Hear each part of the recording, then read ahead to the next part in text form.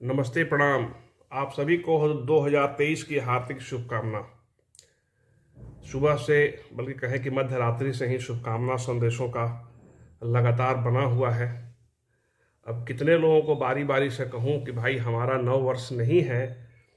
हम हमारा नव वर्ष नहीं है मतलब मेरा मेरा एक कदापि तात्पर्य नहीं है कि हम हिंदू होने की बात कर रहे हैं, हम भारतीय होने की बात कर रहे हैं, हम जो पॉलिटिकल दृष्टिकोण से सोच करके हम ये की बात कर रहे हैं। नहीं, इसका कोई मतलब नहीं है। मेरा सिर्फ ये कहना है कि नव वर्ष जो है वह एक क्लाइमेट कहे, वहाँ की जलवायु पर आधारित नव उमंग, अलग अलग विषयों के कारण जो नव संचार होता है हमारे जीवन में, उसको लेकर के नव वर्ष मनाया जाता है।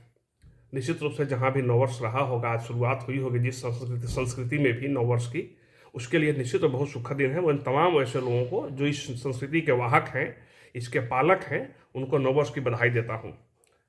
और मैं अपने इस भारत पुरानी आर्यावर्त की जो संस्कृति है, जो जलवायु है, इस जलवायु से रचे बसे लोगों के लिए किसी कवि ने लिखा है, हमारे पास कहीं से प्राप्त हुआ है, मैं उनके प्रति आभार व्यक्त करता हूँ। दिनकर जी की कविता तो है ही, हमारा नववर्ष नहीं।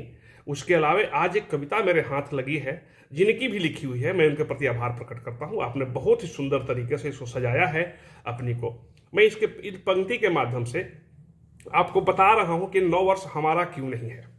हवा लगी पश्चिम की, सारे कुप्पा बनकर फूल गए, ईस्वीसन तो याद रहा पर अपना संवत्सर भूल गए। चारों तरफ नए साल का ऐसा मचा है, हो हल्ला बेगानी शादी में नाचे जैसे कोई दीवाना अब्दुल्ला। धरती ठिठुर रही सर्दी से, घना कुहासा छाया है, कैसा है यह नववर्ष जिससे सूरज भी शर्माया है। वाह क्या बात है। जिसने भी लिखा बहुत ही खूबसूरत, उनको आभार उनके प्रति। बहुत सुंदर लिखा है उन्होंने। ये बिल्कुल उन्होंने धर्म और ये के साथ भेदभाव नहीं किया है, बल्कि अपनी संस्कृति जो है, हमारी जो क्लाइमेट है, नववर्ष मनाने की जो कारणें होनी चाहिए, वो कोई कारण चूंकि 1 जनवरी को नहीं दिखता है, इसलिए संभवतः कवि ने रचना की होगी, या उनके पीछे मन का भाव जो रहा होगा। हमको जो इसमें दिख रहा है चश्मे के, हमारे चश्मे से जो दिख रहा है, मैं वो बता रहा हूँ। कैसा है नववर्ष जिससे सूरज भी शर्माया है। सुनी है पड़ी डाल पेड़ों की डाले, फूल नहीं है उपवन में, पर्वत ढके बर्फ से सारे रंग कहाँ है जीवन में। बाट जो रही सारी प्रकृति आतुरता से फागुन का, जैसे रास्ता देख रही हो सजनी अपने साजन का। अभी ना उल्लासित हो इतने, आई अभी बहार नहीं, हम अपना नववर्ष मनाएंगे, न्यू ईयर हमें स्वीकार नहीं। चल लिए बहारे आंचल में, जब चैत्र प्रतिपदा आएगी, फूलों के श्रृंगार करके धरती दुल्हन बन जाएगी। मौसम बड़ा सुहाना होगा, दिल सबके खिल जाएंगे, झूमते फसले खेतों में हम गीत खुशी के गाएंगे। उठो भारत को पहचानो, उठो खुद को पहचानो, यूं कब तक सोते रहोगे तुम, चिन्ह गुलामी के कंधों पर कब तक ढोते रहोगे तुम। हम अपनी समृद्ध परंपराओं का आओ मिलकर मान बढ़ाएं। अपनी समृद्ध परंपराओं का आओ मिलकर मान बढ़ाएं। आर्यावर्त के वासी हैं हम अपना नववर्ष मनाएंगे।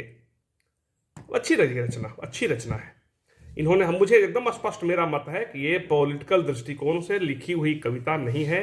कंप्लीटली ज्योग्राफिकल कंडीशन के आधार पर भारत की जलवायु, भारत की जो संस्कृति है, इसमें जो नववर्ष सूट करता है, उसके हिसाब से बनाया गया है।